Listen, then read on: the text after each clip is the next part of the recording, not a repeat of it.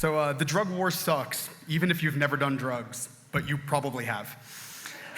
So before we start our journey, I want to be clear that saying that you've probably done drugs isn't a judgment about this lovely audience. It's just statistics. At this point, more than 50% of Americans have done an illegal drug at some point in their life, which means just by the definition of the word that drug use is normal. So why does the drug war suck?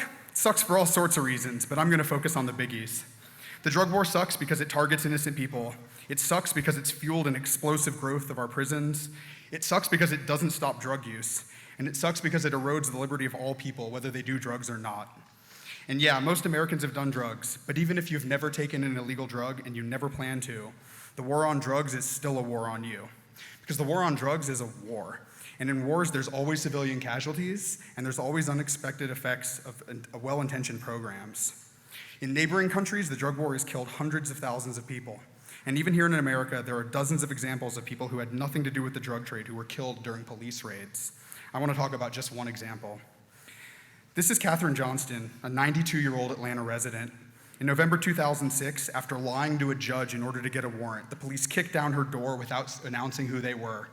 She picked up an antique pistol that she kept by her bed, and after firing a single shot, the police fired 39 times, killing her. When they didn't find any drugs, they planted marijuana in her home, pressured local drug dealers to name her as a kingpin, and then lied on reports. Their behavior was so egregious that these 3 officers were convicted on manslaughter charges.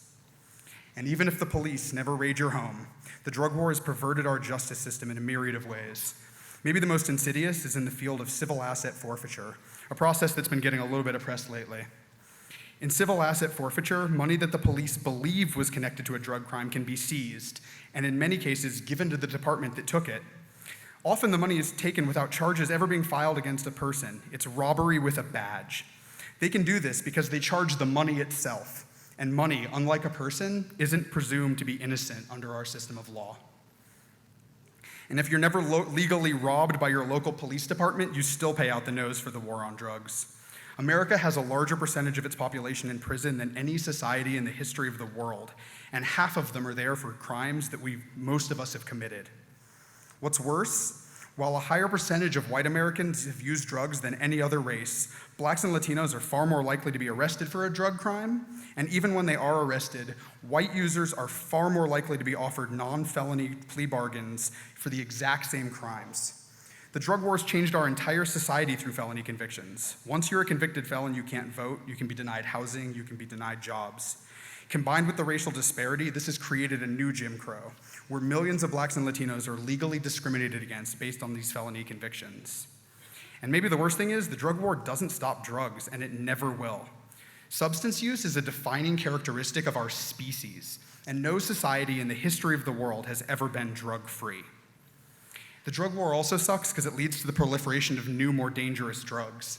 In an attempt to circumvent existing drug laws, overseas labs chemically tweak molecules to make new psychoactive substances that aren't illegal.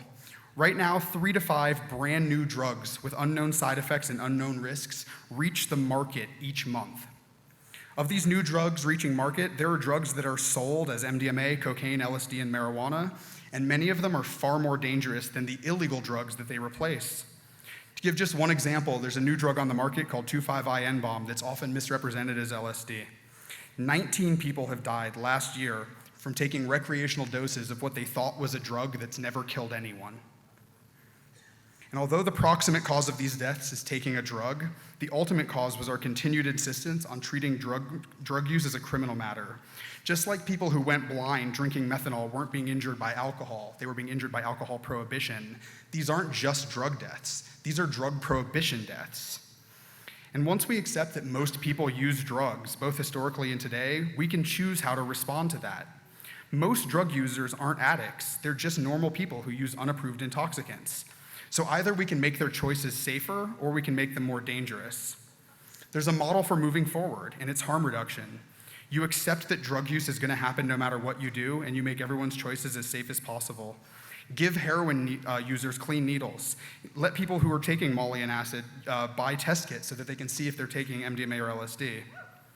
And I think the biggest reason the drug war sucks, one that I'll need a whole other Ignite to talk about, is the curtailing of cognitive liberty among consenting adults. As long as your use doesn't affect others, it is no one's business what you consume. So just a quick historical note.